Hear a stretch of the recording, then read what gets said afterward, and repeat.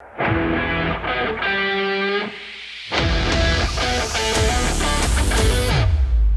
we are on the floor, and the band is back together. I've got Tommy Hicks here, and co-chair of the RNC, but more importantly, I think, good friend of the Trump family, and just a regular at all things Trump.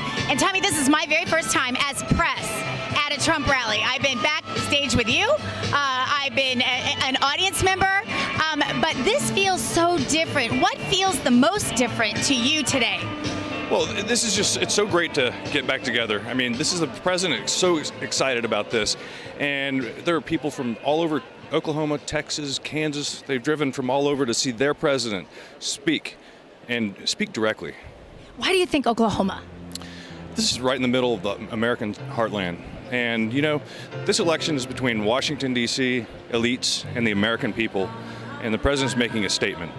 He is making a statement, Tommy, because, you know, the coal industry is huge here, the oil industry, the gas industry here, all huge, all things that Trump has revolutionized. I mean, he's made us energy independent, and Oklahomans know that, and they're very, very dependent on that fact, because Joe Biden has said if he becomes president, no more fracking, right? And this president has completely changed the way economics happens in Oklahoma. You know, what do you think it means to Oklahomans to have this president come here, where he doesn't have to come, because he's going to win Oklahoma, we know that, but he picked it here. What do you think that means to the hearts of Oklahomans?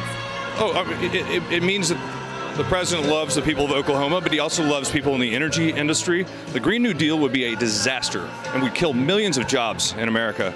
And that's what the radical left and the Democrats want to do.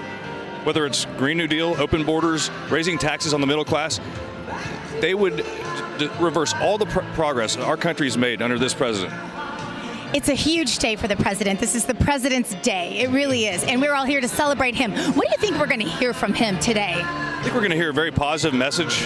What we've accomplished under his policies. You know, before we had the virus come, we had the strongest economy in the history of the world. And we're growing now. May jobs report, 2.5 million jobs, biggest month in history. We're coming back. There's light at the end of the tunnel. And we're on a transition to greatness.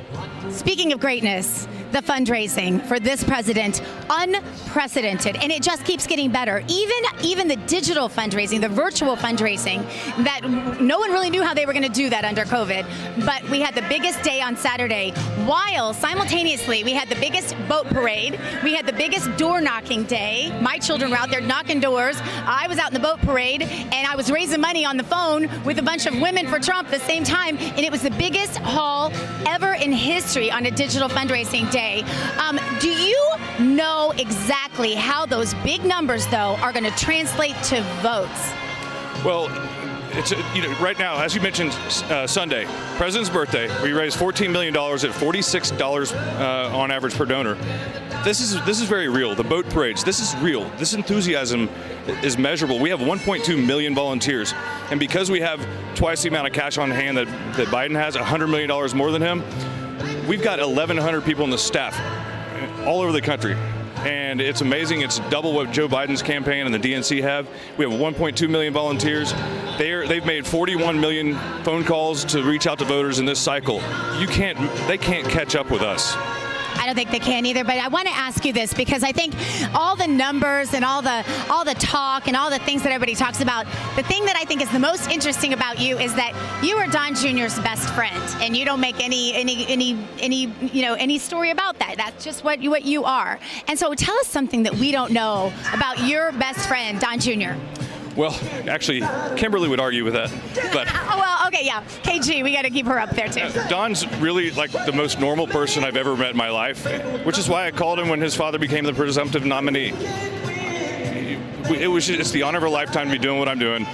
Don is probably the best shot I've ever seen. So you asked for something people don't know. I think everybody probably knows that.